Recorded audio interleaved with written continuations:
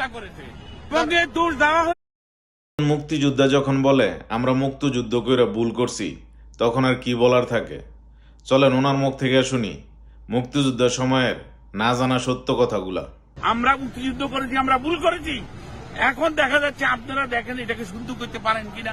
সেদিন ঢাকা শহরে কোনো পাকিস্তানি সৈন্য ছিল না, ভারতীয় সৈন্যরা ছিল, রয়ের এজেন্টরা ছিল। তারাই আমাদের বুদ্ধিজীবীদেরকে বাইসা দেখতে হত্যা করেছে এবং এর দোষ দেওয়া হয়েছে আল বদর আসাম। তখন আল বদর আসাম কোথায় ছিল, কয়জন ছিল, বাইর করেন কারা ছিল। তারা 1969 সালে 70 সালে নির্বাচনের জামাতের নমিনি ছিল 2 জন আর 3 জন, আর আওয়ামী লীগের ছিল সবাই এবং মুসলিম লীগের ছিল 4 জন।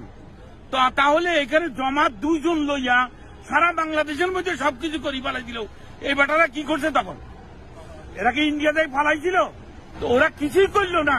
এই 2-3 জনের সব দখল করে সব মারি পালা দিল, সব লুট। একজন মুক্তিযোদ্ধা যখন বলে আমরা মুক্তিযুদ্ধ করে ভুল করছি, তখন আর কি বলার থাকে। চলেন ওনার মুখ থেকে শুনি মুক্তিযুদ্ধের সময়ের না জানা সত্য কথাগুলা। আমরা মুক্তিযুদ্ধ করেছি, আমরা ভুল করেছি। এখন দেখা যাচ্ছে, আপনারা দেখেন এটাকে শুদ্ধ করতে পারেন কিনা। সেদিন ঢাকা শহরে কোনো পাকিস্তানি সৈন্য ছিল না, ভারতীয় সৈন্যরা ছিল, রয়ের এজেন্টরা ছিল। তারাই আমাদের বুদ্ধিজীবীদেরকে বাইসা দেখতে হত্যা করেছে এবং এর দোষ দেওয়া হয়েছে আল বদর আসাম। তখন আল বদর আসাম কোথায় ছিল, কয়জন ছিল, বাইর করেন কারা ছিল। তারা 1969 সালে 70 সালে নির্বাচনের জামাতের নমিনি ছিল 2 জন আর 3 জন, আর আওয়ামী লীগের ছিল সবাই এবং মুসলিম লীগের ছিল 4 জন। তো তাহলে এখানে জামাত 2 জন লইয়া সারা বাংলাদেশের মধ্যে সবকিছু করি পালাইছিল। এই বেটারা কি করছে তখন? এরা কি ইন্ডিয়াতে ফালাইছিল?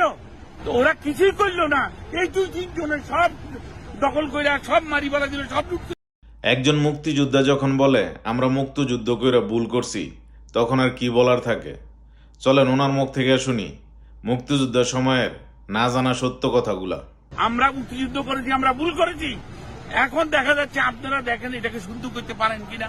সেদিন ঢাকা শহরে কোনো পাকিস্তানি সৈন্য ছিল না, ভারতীয় সৈন্যরা ছিল, রয়ের এজেন্টরা ছিল। তারাই আমাদের বুদ্ধিজীবীদেরকে বাইসা দেখতে হত্যা করেছে এবং এর দোষ দেওয়া হয়েছে আল বদর আসাম। তখন আল বদর আসাম কোথায় ছিল, কয়জন ছিল, বাইর করেন কারা ছিল। তারা 1969 সালে 70 সালে নির্বাচনের জামাতের নমিনি ছিল 2 জন আর 3 জন, আর আওয়ামী লীগের ছিল সবাই এবং মুসলিম লীগের ছিল 4 জন। তো তাহলে এখানে জামাত 2 জন লইয়া সারা বাংলাদেশের মধ্যে সব